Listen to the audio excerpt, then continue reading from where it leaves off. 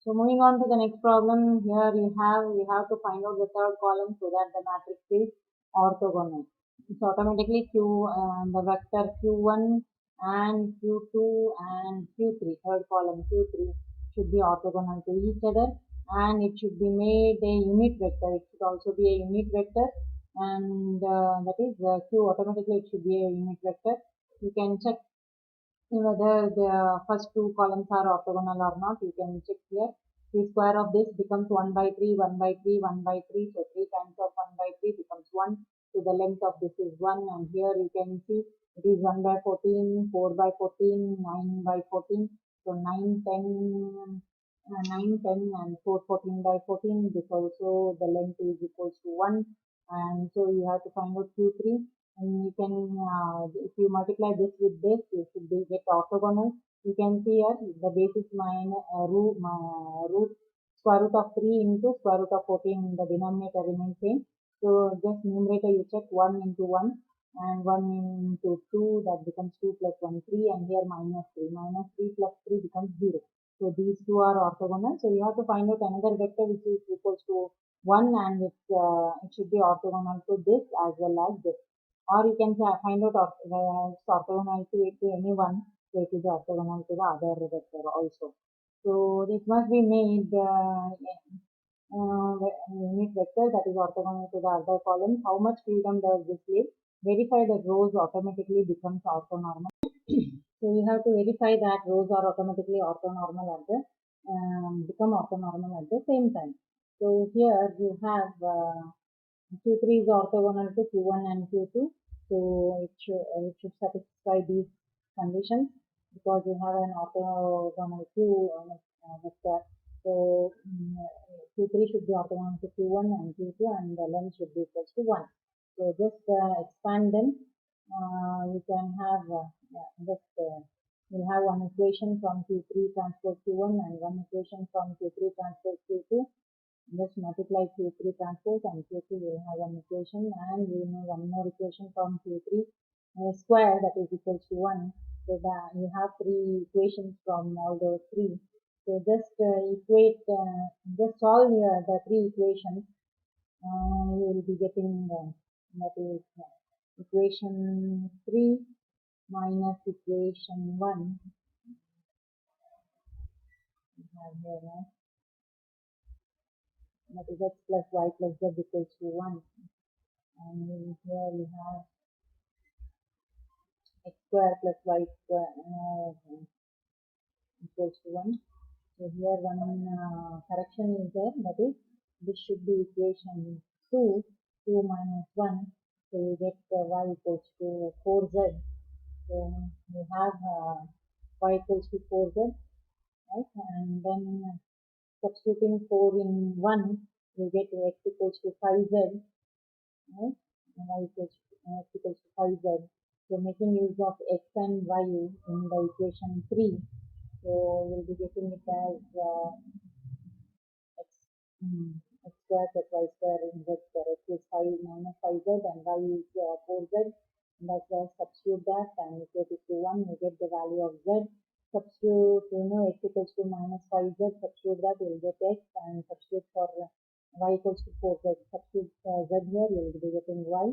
So this is how you are going to find out x, y, z. So the third column will get it as x, y, z, right? First the x value, then the y value, and then the z value. So Q3 is uniquely determined. So this is how you are going to determine the column 3. To verify that rows are automatically orthonormal at the same time, so you can prove that Q1, Q3 are unit vectors. So that already I told you these are unit vectors. So check that. So you can check it here, and so also check that Q1 and Q2 are orthogonal. So automatically rows are also orthonormal to each other. Show by forming the B transpose B directly, the Pythagoras law holds for any combination B for orthonormal vectors. So when I square the B, it is x1 square in the matrix terms, B equals to 2x. So this again proves that the lengths are preserved. So when you have b equals to qx, b should be equals to x. So you have to prove that. Okay. So to prove that, what we can do is, let us take the value of b, equation of b. So you have b square and will be what is the length. Length can be found out by b transpose b. So that is just a dot product. So you have the equation of b and equation of b here transpose. You multiply with that. This I can write it as what, summation of I equals to 1 to n qi xi and qi, right? And here xj, this is in terms of j, that is one is transpose, one is written as it is, that is small q and j. I can write like this, right? So here same thing. So x transpose, if I take it inside, it becomes x1 and q1 transpose, right? And here you have already x is in equation, so you have it as q transpose, and here you have as it is I'm writing. So if I take this x1 common to all this, and that is I equals to 1. So from this xj, I'm separating all the n.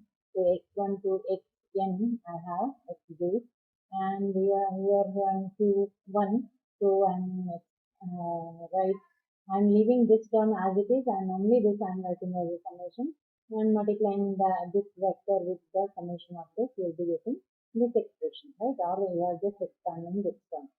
So what you'll be getting here next is, if I expand, I can write it as, if I take x1 inside, so I have what, I and j, here xn, xi, xj, and qi transpose and qj, right? So making single summation. So here this is 1, this is 1, next will be 2, 2, and n, right? Same equation, I equals to j to n will be there. So here when I expand that, xi, if I am taking only those vectors, I equals to 1 to n, so you have xi, q1, qj, and separating this one, I when not equals to j. This is when I equals to j, and this one, that is when I is equals to j, right? And so here when I is not equals to j, so those values. Why? Because you know that qi and qj, transpose of qi and qj, this leads to what? This leads to 0. So I am separating that. So you have left out with something multiplied with 0, this whole term becomes 0. So you are left out with only this term. So here what you have, I have, and if they are orthogonal and vector, they are orthonormal, so the q1 transpose or qi transpose qi gives you to 1, this gives you 1. So xi square, so I into 1, this is I. So x1 square, so similarly what you have, you can expand it, x1 square plus x1 square. So b, could see that b square is nothing but equals to your x, right? So the length is retained as it is. When you are multiplying b with the q, your length is retaining as it is, correct? So project the vector b equals the next problem, that is project the vector b equals to 1, 2 onto the vectors that are not orthogonal, 1, 0 and a2, 1, comma 1. Show that unlike the orthogonal case, the sum of the two one-dimensional projection does not equal b. So if they are not orthogonal, the sum of them will not be equals to b. So you can set the vector b projection onto a. So they are single dimensional. You can check with a1 first, and then with the vector a2. So you can check a1 and plus a2 is not equal